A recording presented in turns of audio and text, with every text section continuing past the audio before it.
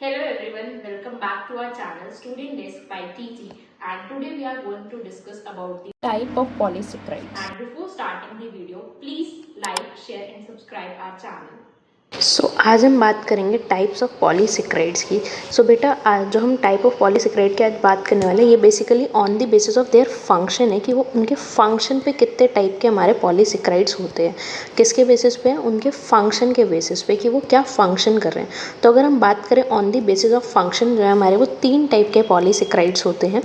एक होते हैं बेटा हमारे फूड स्टोरेज पॉलीसेक्राइड जो कि यानी कि हमारे क्या करेंगे, फूड को स्टोर करेंगे। ठीक है। दूसरे होते हैं हमारे स्ट्रक्चरल पॉलीसेक्राइड जो कि स्ट्रक्चर प्रोवाइड करेंगे किसी भी मॉलिक्यूल्स को। अगर वो स्ट्रक्चर प्रोवाइड करे तो हम उनको क्या बोल रहे हैं, स्ट्रक्चरल पॉलीसेक्राइड।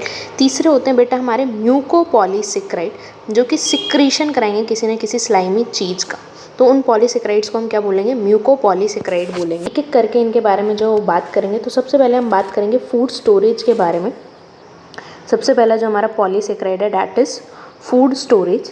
फूड स्टोरेज यानी कि वो क्या कर रहा है, फूड को स्टोर कर रहा है। जैसे अगर हम प्लांट्स में बात करें तो प्लांट्स में हमारा फूड किस फॉर्म में स्टोर होता है, स्टार्च की फॉर्म में। तो ये क्या है, एक टाइप का हमारा पॉलीसेक्राइड है। एनिमल्स की बात करें कि एनिमल्स में हमारा फूड जो है किस फॉर्म में स्टोर होता है, तो वो होता है हमारा बेटा ग्लाइकोजन की फॉर्म में। तो ये दोनों के दोनों ही क्या है बेटा, हमारे फूड स्टोरेज पॉलीसेक्राइड के टाइप हैं, स्टार्च और ग्लाइकोजन।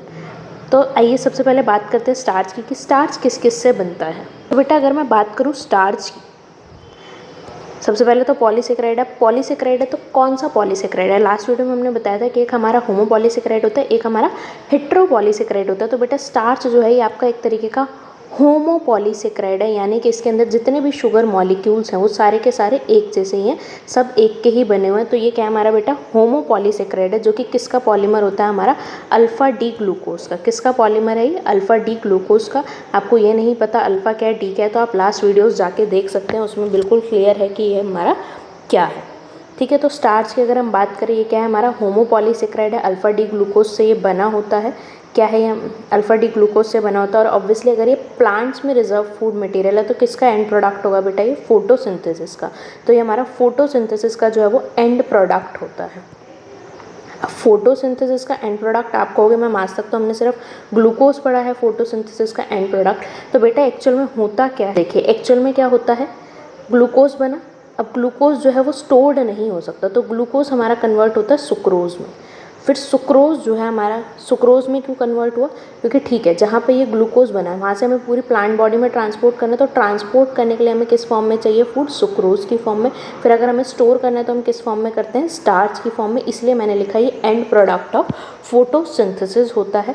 अब ये जो हमारा ये 2 कंपोनेंट से बना होता है, एक होता है हमारा अमाइलोज, दूसरा होता है हमारा अमाइलोपेक्टिन। अब इसमें कंफ्यूज नहीं होना है मैम, आपने तो बोला था होमोपॉलीसेक्राइड है तो इसमें 2 कंपोनेंट्स कैसे हैं। बेटा ये जो अमाइलोज और अमाइलोपेक्टिन है ये दोनों ही हमारे ग्लूकोज से ही बने होते हैं, बस इनका जो अरेंजमेंट है वो जो है वो अलग तरीके से होता है। तो जैसे अगर हम अमाइलोज की बात करें तो बेटा ये क्या है, ये हमारा एक तरीके का अनब्रांच पॉलीसेक्राइड है। अनब्रांच से हमारा क्या मतलब है कि इसमें कोई भी ब्रांचिंग जो है वो देखने को नहीं मिलेगी। ठीक है। एक हेलिकल स्ट्रक्चर जो है इसमें देखने को मिलता है, कुछ इस टाइप का स्ट्रक्चर जो है इसमें देखने को मिलता है।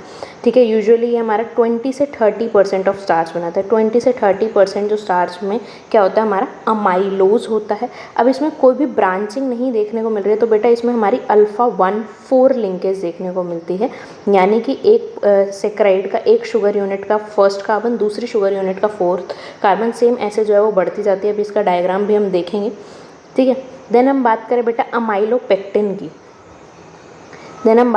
अमाइलोपेक्टिन की, तो अमाइलोपेक्टिन क्या होता है, ये हमारा एक ब्रांच्ड स्ट्रक्चर होता है। भाई ऑब्वियस सी बात है, कुछ तो डिफरेंस होगा, तभी तो इसको 2 पार्ट्स में बोला जा रहा है कि स्टार्च में 2 पार्ट्स में जो हमें ग्लूकोज मिलता है। एक मिलता है अनब्रांच फॉर्म में जिसको हम अमाइलोज कहते हैं, एक मिलता है हमें ब्रांच फॉर्म में जिसको हम अमाइलोपेक्टिन कहते हैं। और ये बेटा 70 to 80% ऑफ स्टार्च बनाता है, यानी कि स्टार्च में आपको ज़्यादा क्या देखने को मिलेगा, अमाइलोपेक्टिन जो है वो देखने को मिलेगा। और इसके अंदर कौन कौन सी लिंकेज होगी, एक तो यही होगी अल्फ़ा 1,4 लिंकेज, दूसरी ब्रांचिंग के लिए कौन सी होगी बेटा, अल्फ़ा 1,6 लिंकेज। ब्रांचिंग के लिए कौन सी होगी, अल्फ़ा 1,6 लिंकेज जो है वो आपको देखने को मिलती है, जो कि ब्रांचिंग कराती है इसकी।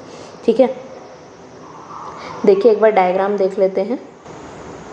तो ये हमारा दोनों दिखा रहा है तो ये हमारा अमाइलोज और अमाइलोपेक्टिन दोनों का डायग्राम दिखा रहा है। तो देखिए ये फर्स्ट कार्बन है, ये फोर्थ कार्बन है। फिर सिमिलरली ये फर्स्ट कार्बन, ये फोर्थ कार्बन।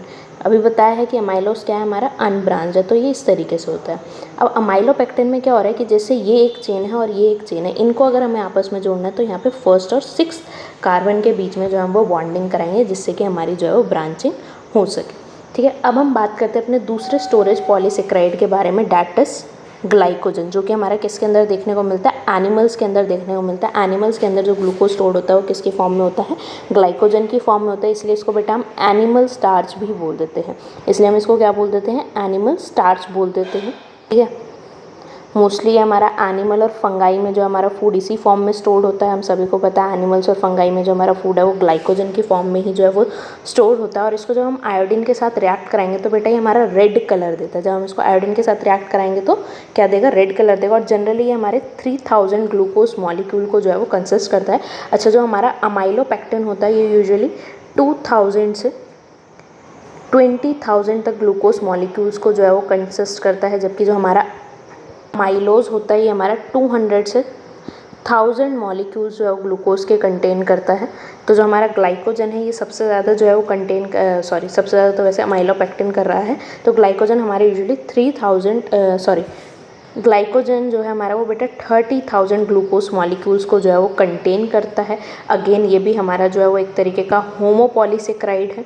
होमोपॉलीसेक्राइड है तो एक ही यूनिट से बना होगा, एक ही शुगर यूनिट से। तो बेटा ये कौन सी शुगर यूनिट से बना होता है, ये बना होता है हमारा अल्फ़ा डी ग्लूकोज से। अगेन ये भी किससे बना है, अल्फ़ा डी ग्लूकोज से बना है। भाई ऑब्वियस सी बात है, जो ये स्टोर्ड कर रहा है एनर्जी को, तो ये किससे बना होगा, अल्फ़ा डी ग्लूकोज से बना होगा। अब ये बेटा हमारा अनब्रांच्ड भी हो सकता है और ब्रांच्ड भी हो सकता है। तो इसमें हमें दोनों ही लिंकेज जो है वो देखने को मिलती है। मोस्टली ये ब्रांच्ड होता है। दोनों ही लिंकेज इसके अंदर हमें देखने को मिलेंगी, अल्फ़ा 1,4 लिंकेज और अल्फ़ा 1,6 लिंकेज। दोनों ही जो है वो आपको इसके अंदर देखने को मिलती हैं। ब्रांचिंग के लिए ऑब्वियस सी बात है अल्फ़ा 1,6 लिंकेज होती है। तो ये थे बेटा आपके फूड स्टोरेज पॉलीसेक्राइड्स।